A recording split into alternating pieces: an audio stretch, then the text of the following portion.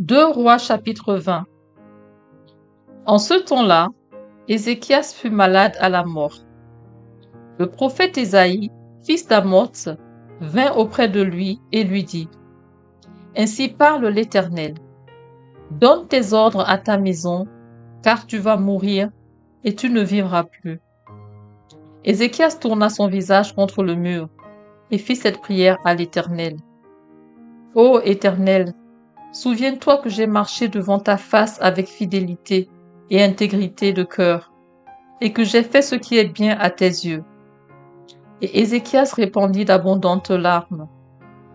Ésaïe, qui était sorti, n'était pas encore dans la cour du milieu, lorsque la parole de l'Éternel lui fut adressée en ces termes.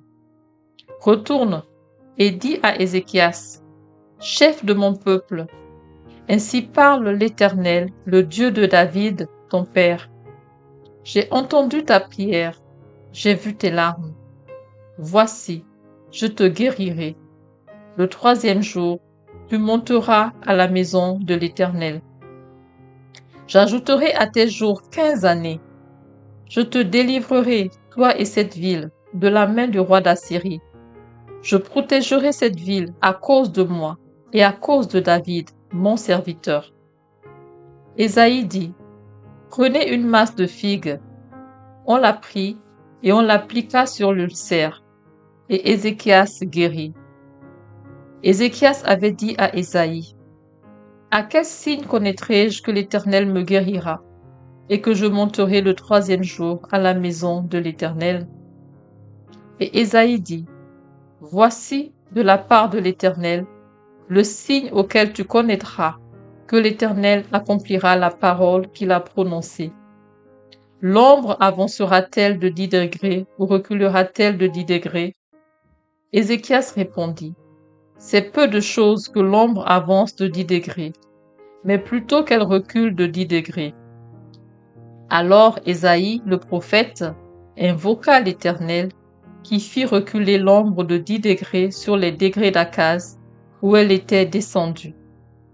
En ce même temps, Bérodak Baladan, fils de Baladan, roi de Babylone, envoya une lettre et un présent à Ézéchias, car il avait appris la maladie d'Ézéchias.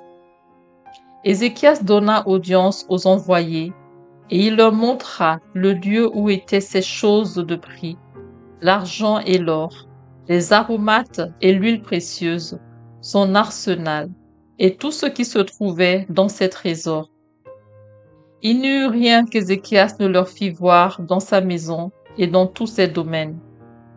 Ésaïe le prophète vint ensuite auprès du roi Ézéchias et lui dit: Qu'ont dit ces gens-là et d'où sont-ils venus vers toi? Ézéchias répondit: Ils sont venus d'un pays éloigné de Babylone. Ésaïe dit encore: Qu'ont-ils vu dans ta maison? Ézéchias répondit: Ils ont vu tout ce qui est dans ma maison. Il n'a rien dans mes trésors que je ne leur ai fait voir. Alors Ésaïe dit à Ézéchias: Écoute la parole de l'Éternel. Voici, les temps viendront où l'on emportera à Babylone tout ce qui est dans ta maison et ce que tes pères ont amassé jusqu'à ce jour. Il n'en restera rien, dit l'Éternel. Et l'on prendra de tes fils qui seront sortis de toi, que tu auras engendrés, pour en faire des eunuques dans le palais du roi de Babylone. Ézéchias répondit à Ésaïe: La parole de l'Éternel que tu as prononcée est bonne. Et il ajouta: N'y aura-t-il pas paix et sécurité pendant ma vie? Le reste des actions d'Ézéchias, tous ses exploits, et comment il fit l'étang et l'aqueduc, et amena les eaux dans la ville, cela n'est-il pas écrit dans le livre des chroniques des rois de Juda? Ézéchias se coucha avec ses pères, et Manassé, son fils, régna à sa place.